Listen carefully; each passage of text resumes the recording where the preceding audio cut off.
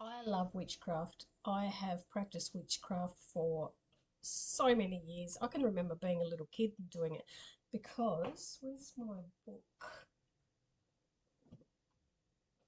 I have to, there it is. Hang on. Because when I was little, young, like really young, that book was given to me, the Book of Fate.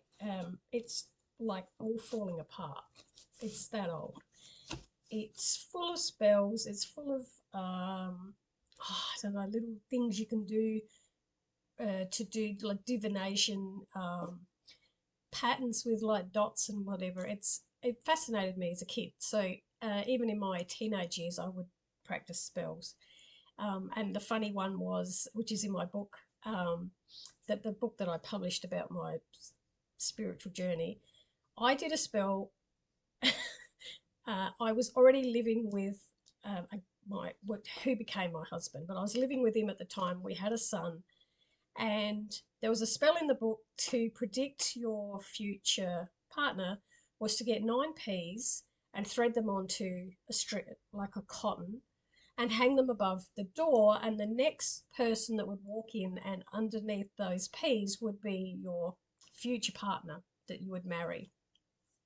So I did this me and a girlfriend were sitting at home. We thought we'd do this spell.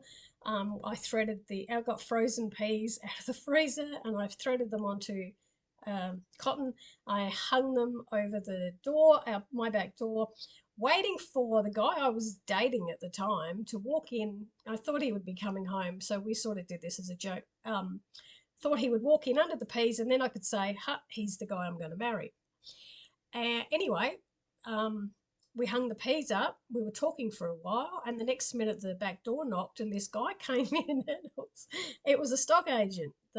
He was sort of like an acquaintance that I knew, and he was standing there under the peas, and I just could not stop laughing. The poor guy didn't have a clue what was going on.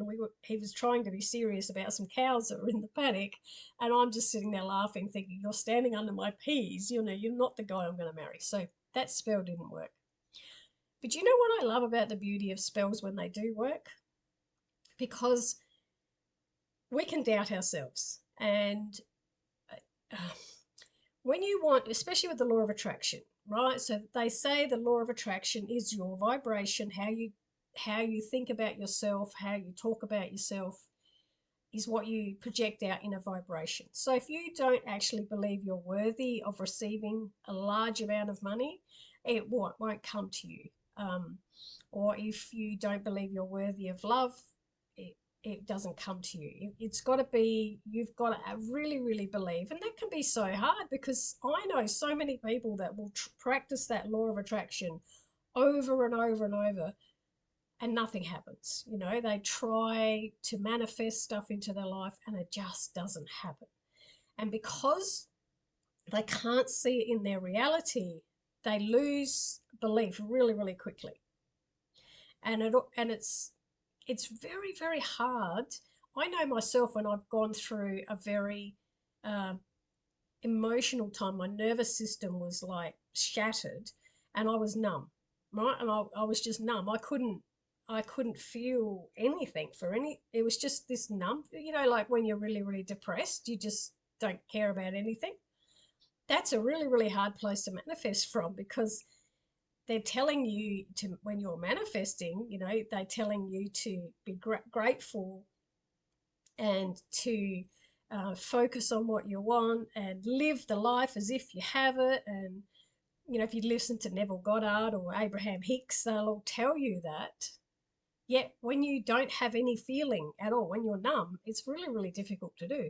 And that's why I feel spells are the mind thinking it's an outside thing taking control for you. So if I can't manifest it myself, if I do a spell, the spell is going to bring that to me. And I have seen time and time again where a person has a lot of problems in their life, and if they change their attitude, or if they change their gratitude, or if they change something about themselves, they could change the outcome, but they can't do it. The minute they've done a spell, or I've done a spell for them, it it all changes.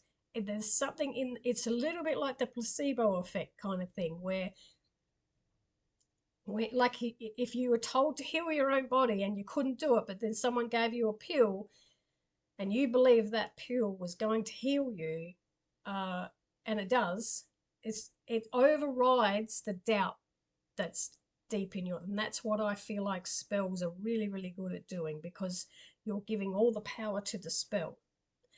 And the spell is what's going to change your life. And it's not you. You don't think it's you doing it. It's a little bit like when people pray, they'll pray to God so God can fix the problem for them, because they don't trust in themselves and they can't do it themselves. So they give it away. They give it to God to fix the problem. Give it to a spell to fix the problem. So that's how our minds are. How powerful are our minds?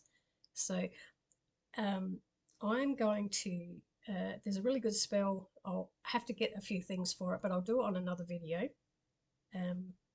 Yeah, I know some really good ones that work really, really well. And I am really, really good at doing spells for other people. So sometimes people can give me their problems.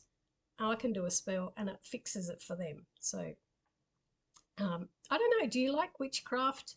Do you like spells? Do you find that all fascinating? Because I love it. I love working with nature, just standing out there, just holding a tree, putting your feet in the grass, holding a tree, talk to the leaves. It's if the once you get really immersed in nature and what's around you, you can create magic.